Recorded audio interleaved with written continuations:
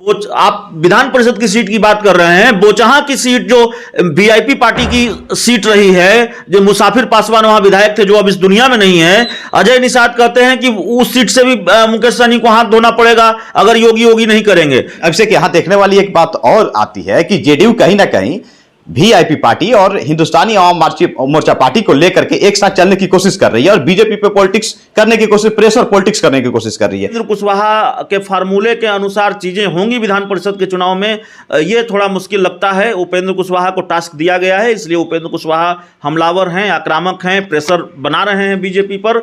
और किसके कहने पर बना रहे हैं? जेडीयू को लेकर एक परसेप्शन है कि वहाँ यूं ही कोई कुछ नहीं बोलता, नीतीश कुमार जब तक न चाहें तब तक, और आरोप भी लगता रहा है कि नीतीश कुमार खुद नहीं बोलते, वो अपने करीबी सिपह सलारों से बुलवाते हैं।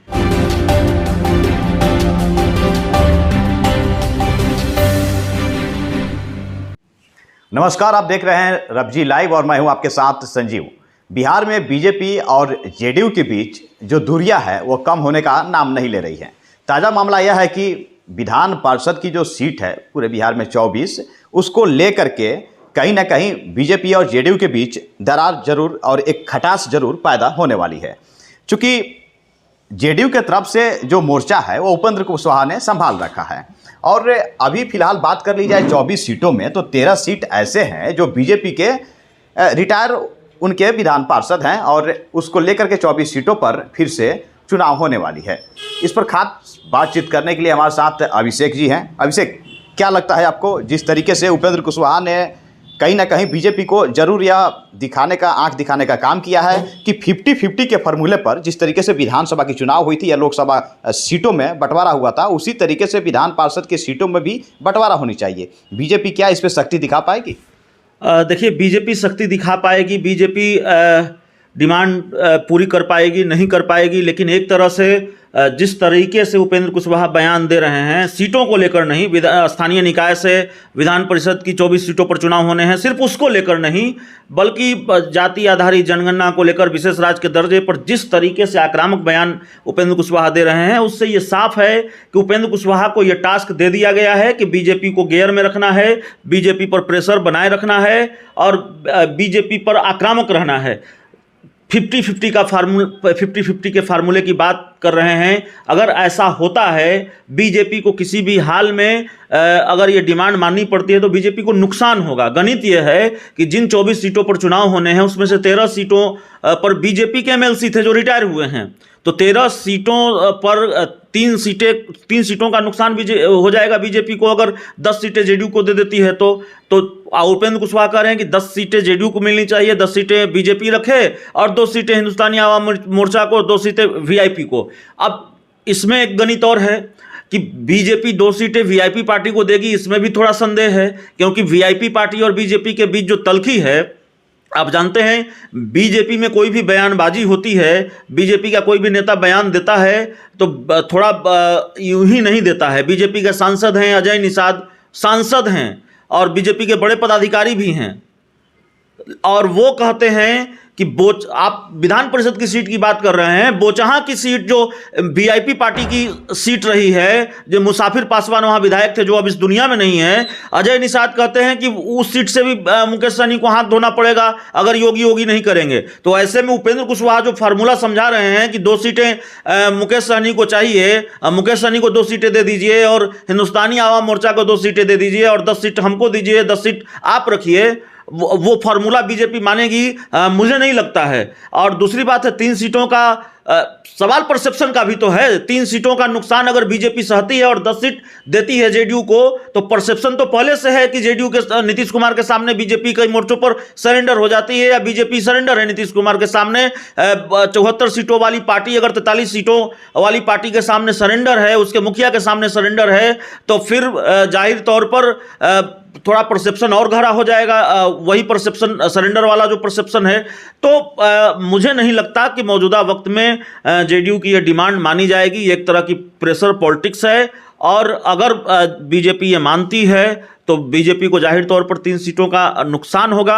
लेकिन कुल मिलाकर इस बयान से जो एक तस्वीर बनती है वो तस्वीर ये बनती है कि जेडीयू और बीजेपी के बीच का जो टकराव है वो बहुत भीषण हो रहा है। लेकिन अभिषेक, यहाँ देखने वाली एक बात और आती है कि जेडीयू कहीं ना कहीं वीआईपी पार्टी और हिंदुस्तानी आवाम मोर्चा पार्टी को लेकर के एक साथ चलने की कोशिश कर रही है और बीजेपी पे पॉलिटिक्स करने की कोशिश, प्रेशर पॉलिटिक्स करने की कोशिश कर रही है। अगर ऐसा नहीं होता तो 4 विधायक में से महज अभी सिर्फ वीआईपी के 3 विधायक हैं। इसको लेकर के उन्होंने फार्मूला भी तय कर दिया कि 2 उनको एमएलसी का सीट मिलना चाहिए और 2 हमको मिलना चाहिए। तो ये कहीं ना कहीं अपने समर्थन अपनी ओर, जेडीयू अपनी ओर करना चाह रही है, जीतन राम मांझी को और मुकेश सहनी को, और एक प्रेशर डालना चाहती है बीजेपी को। बिल्कुल आपने सही कहा कि बीजेपी को अलग थलग कर देने की तैयारी है। बीजेपी को अलग थलग कर देने का प्लान है। 4 दल हैं एनडीए में, हिंदुस्तानी आवाम मोर्चा, वीआईपी पार्टी और जेडीयू। ये 3 दल एक साथ दिखाई देते हैं, एक मोर्चे पर खड़े दिखाई देते हैं और सब वक्त बेवक्त जैसे ही किसी को मौका मिलता है वो बीजेपी की मुखालफत करते हैं, बीजेपी पर आक्रामक हो जाते हैं। वीआईपी पार्टी के जो सुप्रीमो हैं मुकेश सहनी, वो यूपी में चुनाव लड़ने चले गए हैं 165 सीटों पर और उनको ये अल्टीमेटम दे दिया गया है कि अगर आपने वहाँ का मैदान नहीं छोड़ा, यूपी चुनाव से पीछे नहीं हटे, तो आपके हाथ से बोचाहां की सीट भी चली जाएगी। दूसरी बात यह है कि मुकेश सहनी भी समझ चुके हैं कि बहुत भाव बीजेपी अब उनको नहीं देने जा रही है और बीजेपी से उनको या एनडीए में रहते हुए उनको अब बहुत कुछ मिलना नहीं है। अगर बीजेपी के सांसद लगातार बयानबाजी कर रहे हैं और बीजेपी चुप है, बीजेपी उन बयानों को खारिज नहीं कर रही है, और सिर्फ एक मामला नहीं है, अजय निषाद से हमारी भी बात कई बार हुई है फ़ोन पर, और हमारी बातचीत बीजेपी कोटे के मंत्री हैं नीरज कुमार बबलू से भी हुई है। नीरज कुमार बबलू ने हमसे कहा था कि योगी को लेकर जो मुकेश सहनी बोल रहे हैं वो आसमान में थूकने की कोशिश कर रहे हैं, तो आसमान में न थूकने की सलाह बीजेपी कोटे के मंत्री ही मुकेश सहनी को दे चुके हैं। तो मुकेश सहनी बीजेपी के निशाने पर रहे हैं और बीजेपी से उनको कुछ मिलना नहीं है, ऐसी उम्मीद बहुत कम नजर आती है, खासकर जिस तरह से अजय निषाद का बयान है। तो उपेंद्र कुशवाहा के फार्मूले के अनुसार चीज़ें होंगी विधान परिषद के चुनाव में, ये थोड़ा मुश्किल लगता है। उपेंद्र कुशवाहा को टास्क दिया गया है, इसलिए उपेंद्र कुशवाहा हमलावर हैं, आक्रामक हैं, प्रेशर बना रहे हैं बीजेपी पर। और किसके कहने पर बना रहे हैं? जेडीयू को लेकर एक परसेप्शन है कि वहाँ यूं ही कोई कुछ नहीं बोलता, नीतीश कुमार जब तक न चाहें तब तक, और आरोप भी लगता रहा है कि नीतीश कुमार खुद नहीं बोलते, वो अपने करीबी सिपह सलारों से बुलवाते हैं।